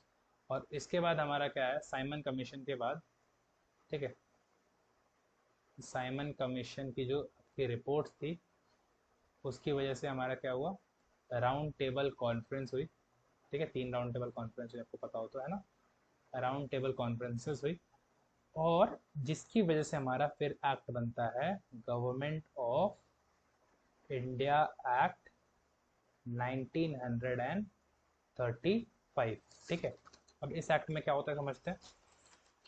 ठीक है, तो गवर्नमेंट ऑफ इंडिया एक्ट 1935, ये आपका जो है 60% हमारा जो कॉन्स्टिट्यूशन को बनाने में हेल्प करता है, समझ लो। ठीक है, तो इसके लिए हम एक नया स्लाइड लेते हैं क्योंकि इम्पोर्टेंट है काफ़ी। ठीक है, तो ये हमारा कौन सा एक्ट है, ये एक्ट है हमारा गवर्नमेंट ऑफ इंडिया 1935। ठीक है, अब ये है बहुत ज़्यादा इम्पोर्टेंट। ठीक है, क्यों, अभी समझते हैं क्यों इम्पोर्टेंट है, क्या है। सबसे, don't know why my space bar is not working weird. Okay, just एक सेकंड, चलो ये काम कर रहा है। ठीक है, तो ये लॉन्गेस्ट एक्ट है हमारा। ठीक है, ब्रिटिश पार्लियामेंट, जिस लॉन्गेस्ट एक्ट जो कि ब्रिटिश पार्लियामेंट ने कभी भी पारित किया है। ठीक है, लॉन्गेस्ट एक्ट एवर, अब देखो कितनी बुरी हैंड राइटिंग हो गई, सॉरी, वो मैं टाइप कर रहा था, ever enacted by British parliament. और इसी वजह से अब जाहिर सी बात है कि हमारा कॉन्स्टिट्यूशन भी सबसे लंबा लिखित कॉन्स्टिट्यूशन भी बनेगा, है ना। तो इनैक्टेड बाय ब्रिटिश पार्लियामेंट, क्या ऐसा क्या हो गया इस एक्ट में। इस एक्ट में बहुत कुछ ही हो गया। इस एक्ट में जो है आपका सिंध और बॉम्बे जो पहले एक थे वो अलग अलग हो गए। ठीक है, बर्मा एक पूरे इंडिया से ही अलग हो गया। ठीक है, बर्मा यानी जो अभी मॉडर्न डे म्यांमार है ना, इंडिया से अलग हो गया। फिर और क्या हुआ, इसमें बोला कि ऑल इंडिया फेडरेशन बनेगी, जो कि कभी बनी नहीं। ऑल इंडिया फेडरेशन के स्टैब्लिशमेंट के लिए इसमें लिखे गए प्रावधान। ठीक है, कि जो है प्रोविंसेस और प्रिंसली स्टेट्स एक तरह से एक यूनिट्स बन जाएंगे, स्टेट्स बन जाएंगे, लेकिन कभी प्रिंसली स्टेट ना कभी आए। ठीक है, कभी उन्होंने फेडरेशन ज्वाइन ही नहीं की, तो ऑल इंडिया फेडरेशन बनी नहीं। ठीक है, तो ये बनी ही नहीं। फिर क्या हुआ, रेसिड्यूरी पावर्स जो कि किसी भी लिस्ट में नहीं आ रही है। ठीक है, जो हमने अभी इधर लिस्ट पढ़ी थी। ठीक है, ये सब रिजर्व सब्जेक्ट्स, ट्रांसफर सब्जेक्ट्स, तो वो जो किसी भी लिस्ट में नहीं आ रही, वो पावर्स किसको दिए गए, वो पावर्स वाइसर रॉय को दे दिए गए। ठीक है, ये पावर्स मिल गए वाइस रॉय को। और क्या हुआ इसमें इम्पोर्टेंट, देखो, अब जो है ना, जो डायरची जो इंट्रोड्यूस की गई थी, है ना। ठीक है, कि प्रोविंस में कि ये सब्जेक्ट इस पे, ये उस पे। ठीक है, तो अब ये डायरची हटेगी, कोई डिपेंडेंसी कुछ नहीं। और प्रोविंशियल ऑटोनॉमी, मतलब अपने स्टेट में आपको जो डिसीजंस लेना है आप लो, हम पूरा नहीं देंगे जब हम अपना मॉडर्न कॉन्स्टिट्यूशन बनाएंगे, लेकिन कुछ हद तक सेम। प्रोविंशियल ऑटोनॉमी पूरी मिल गई। ठीक है, मतलब कि क्या हुआ, एक तरह से कंप्लीट डिसेंट्रलाइजेशन। ठीक है, जो पावर हमने प्रोविंस से ली थी उससे ज़्यादा उनको पावर्स तो दे दी, तो डिसेंट्रलाइजेशन पूरी तरह से हुआ। और क्या हुआ यहाँ पे, यहाँ पे प्रोविंसेस में भी रिस्पॉन्सिबल गवर्नमेंट, पहले क्या हुई थी कि इंडिया में सेंट्रल में आई थी, अब रिस्पॉन्सिबल गवर्नमेंट इन प्रोविंसेस। ठीक है, और क्या हुआ, बहुत सारी चीज़ें हुई हैं। फिर देखो, बाई कैमरलिज्म समझा था ना, अपर हाउस लोअर हाउस। तो बाई कैमरलिज्म जो पहले कहाँ पे आया था पिछले वाले एक्ट में, सेंटर में, वो आ गया आपके 11 में से 6 प्रोविंसेस में आपका बाई कैमरलिज्म आ गया।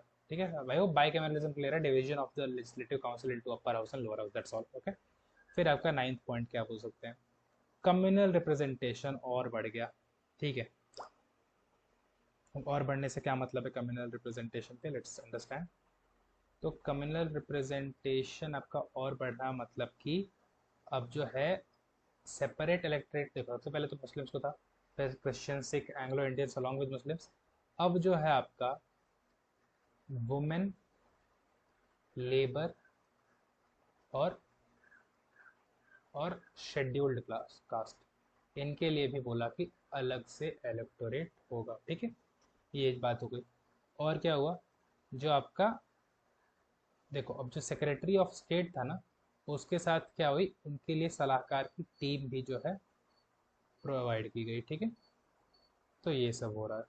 ठीक है, ये सारी चीज़ें हो रही थी गवर्नमेंट ऑफ इंडिया एक्ट में, बहुत कुछ है अभी और।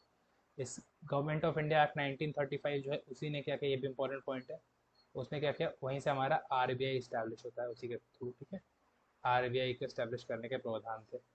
और क्या हुआ, यहीं से हमारा मॉडर्न सुप्रीम कोर्ट, ठीक है, जिसको अब हम वो भी मानते हैं, तो फेडरल कोर्ट का भी इस्टेब्लिशमेंट हुआ। ठीक है, क्लियर? ये हुआ कब? 1937 में आपका फेडरल कोड बना। और एक और चीज़, यूपीएससी तो आ ही गया पहले ही, है ना? 1919 में आया ना यूपीएससी हमारा, कब आया? चेक कर लेते हैं बराबर से, 1919 होगा most probably, as far as I remember, right? हाँ, तो 1916 में महात्मा गांधी है, 1919 में हमारा क्या हो गया, ये बनाया गया, जो कि 1926 में जाके स्टैब्लिश हो गया, ठीक है? अब हमारा क्या बाकी है? स्टेट पब्लिक सर्विस कमीशन, है ना? तो ये आया हमारा 1935 में। उस टाइम पे इसको हम प्रोविंशियल पब्लिक सर्विस कमीशन, है ना, क्योंकि उस टाइम पे प्रोविंसेस थे, तो प्रोविंशियल बना, ठीक है? फेडरल बना, जो आज तीन है वही, स्टेट, फेडरल और जॉइंट बना दो स्टेट्स के लिए, ठीक है?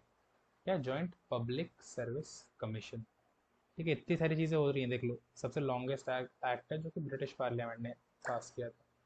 चलो, और क्या हुआ इसमें? तो ये सारी चीज़ें हुई, इंपॉर्टेंट चीज़ें तो ये थी। अब देखो इसके बाद क्या डेवलपमेंट हुई है, ठीक है? कि हमारा इंडियन इंडिपेंडेंस एक्ट आया, ठीक है? तो 1935 तक ये कहानी थी। अब इसके बाद हमारा हो गया 1937 में सुप्रीम कोर्ट वगैरह बन गया। अब आ गया सामने वर्ल्ड वॉर 2, ठीक है? वर्ल्ड वॉर 2 आ गया।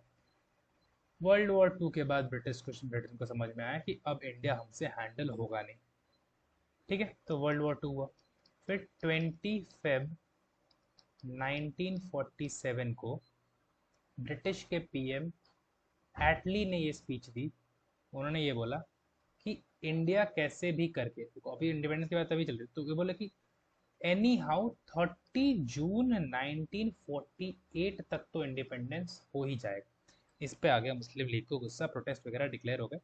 फिर जून 3 1947 में बोला कि एनी कॉन्स्टिट्यूशन जो कि कॉन्स्टिट्यूशन असेंबली बनाएगी, वो आपको जरूरी नहीं है कि आप अपने पे लागू करो, ठीक है? ऐसे करके तो बहुत सारी विवाद वगैरह चल रहे थे, ठीक है?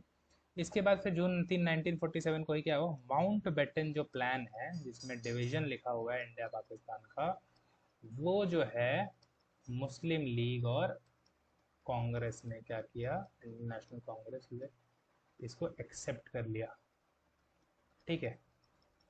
और इसके बाद क्या हुआ फिर? अब ये माउंट बेटन प्लान जब एक्सेप्ट हुआ, जुलाई 4 को इंट्रोड्यूस किया गया Indian independence act British parliament में।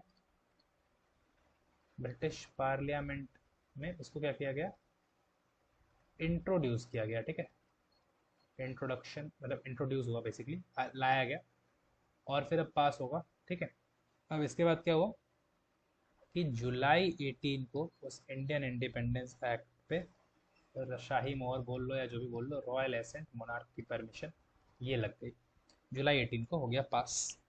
अब इसके बाद क्या हुआ, और ये फोर्स में आएगा 15 अगस्त से। तो अब इंडियन इंडिपेंडेंस एक्ट में लिखा क्या था, क्या चीज़ें थी, ये समझ लेते हैं थोड़ा सा, बहुत ही शॉर्ट चीज़ बची। अब अगले लेक्चर में हम समझेंगे कि कॉन्स्टिट्यूंट असेंबली ने कैसे बनाया, क्या हुआ चीज़ें।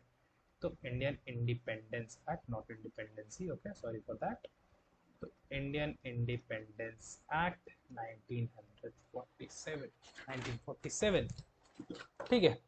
तो देखो, सबसे पहला सबसे इम्पोर्टेंट चीज़, इंडिया को इंडिपेंडेंट और sovereign state from August 15, 1947, declared India as independent and sovereign state, ठीक है? फिर उसके कब, फ्रॉम 5 अगस्त, ये नहीं, हमेशा से नहीं, फ्रॉम August 15, 1947। फिर क्या किया, तो भाई सबसे बुरी चीज़ जो हुई है इस तक, I would say, provided for creation of two independent dominion. अब पता ही आपको कौन से इंडिपेंडेंट डोमिनियन, इंडिया और पाकिस्तान, ठीक है? अब उसके बारे में बताया, जिसने कितने सारे, इसमें कितने सारे लोगों की जान चली गई, ठीक है? इंडिया एंड पाकिस्तान, ठीक है, one of the worst tragedies, जिसमें कि बोला कि आपके पास ब्रिटिश कॉमनवेल्थ से हटने का आपको क्या है, अधिकार है, right to cede from from commonwealth, ठीक है? और क्या हुआ यहाँ पे, अब बोला कि जो, अब देखो, अब ये इंडियन इंडिपेंडेंस एक्ट ने ही जो है ना कॉन्स्टिट्यूंट असेंबली को पावर दी है कि आप कोई भी कॉन्स्टिट्यूशन फ्रेम कर सकते हो, अडॉप्ट कर सकते हो, ठीक है? या फिर हमारी किसी भी एक्ट को रिपील कर सकते हो, ठीक है? तो ये पावर कहाँ से आई, इंडियन इंडिपेंडेंस एक्ट से आई। और लास्ट चीज़ जो हुई है कि जो आपका याद हो तो office of secretary of state बना था ना, ठीक है, वो भी क्या हो जाएगा, अबॉलिश हो जाएगा। तो ये थी पूरी कहानी अभी तक की हमारी किस चीज़ की, इंडियन इंडिपेंडेंस एक्ट तक की। तो ये सारे डेवलपमेंट हमने कुछ देख लिया, 1935 में से क्या क्या लिया गया है, 1919 में से भी कुछ चीज़ें ली गई है, यूपीएससी कौन सा एक्ट से फॉर्म हुआ, सुप्रीम कोर्ट हमारे कौन सा एक्ट से फॉर्म हुआ। So this was all for now, ठीक है। तो आगे के लेक्चर्स में मिलते हैं, ठीक है। I am actually revising myself और इसी बहाने मैं आपको पढ़ा भी रहा हूँ। That's all, thank you very much, have a good day, bye bye.